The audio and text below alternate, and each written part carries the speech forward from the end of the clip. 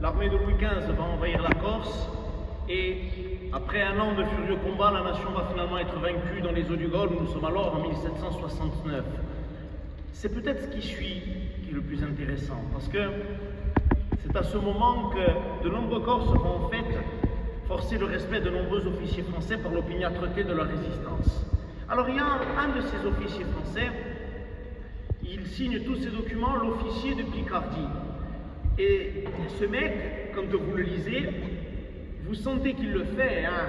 C'est un bon soldat, il est loyal, mais il préférerait vraiment être ailleurs. Alors il y a notamment un de ces textes qui nous a particulièrement touchés. Il vient d'assister à l'exécution de 6 jeunes Corses. Donc il est un peu remué, et il rentre dans son cantonnement militaire, sort son journal de guerre, et il écrit.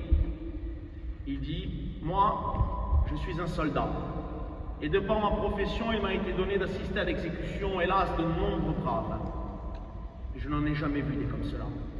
Ils sont passés entre les mains du bourreau, on leur a administré toutes les questions possibles et imaginables. Ils n'ont pas dit un mot, ils ne se sont pas plaints une seule fois, ils n'ont pas donné le nom d'un seul de leur chef. Pendant qu'ils enduraient le supplice, il y a juste une parole qui crachait entre leurs dents. Digiano, pazienza, la patience. De tels hommes ne me paraissent pas si méprisables. Nous, l'existence de ces hommes-là, nous l'avons appris très tard dans nos vies, et on s'est dit que c'était de la gloire qui avait été éparpillée, que ça avait été des grands oubliés au final de l'histoire. On a eu simplement envie de leur écrire une lettre à eux et au chef de ces unités combattantes qui était le frère de Pasquale Bari, Clemente Bari. Une lettre où on leur dit tout simplement qu'on se rappelle d'eux, de qui ils étaient, de ce qu'ils ont fait, que cette bravoure qui les a poussés à l'époque au sacrifice, quelque part, eh bien, elle existe encore un petit peu au fond de notre cœur. Una lettera a sti combattanti, una lettera a Clemente Bari.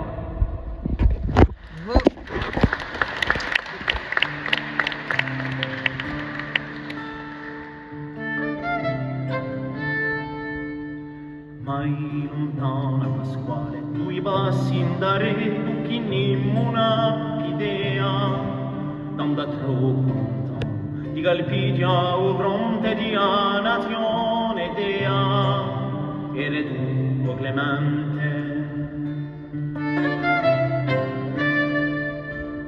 Di l'altare maggiore, ricusasti a corona tu l'ombra al cielo, ma sappiamo noi, quale Terio Clemente, un frate, un guerriero, un nostro capitano.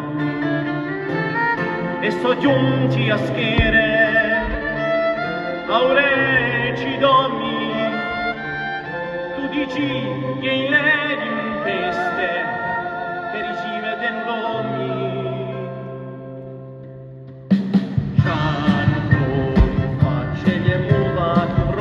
Piattando uno straffanno da un ponte filo sempre di più traditi, sempre di più feriti e fratelli scolpiti. Ma tu, paterno scommano, scongiura l'inganno di tanti vinduti a un cieco, un fradice e un circa d'attane e ne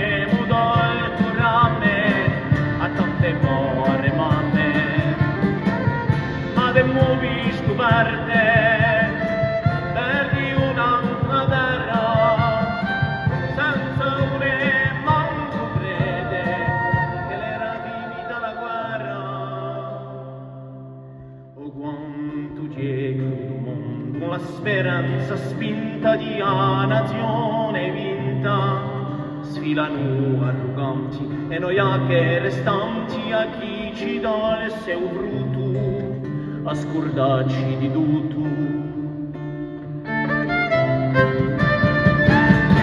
Ma so certo Clemente, chi da secoli là, sempre, sempre presente, una voce chiamerà i combattenti andati con fumo su rispetto, con qualcosa in petto, e se da loro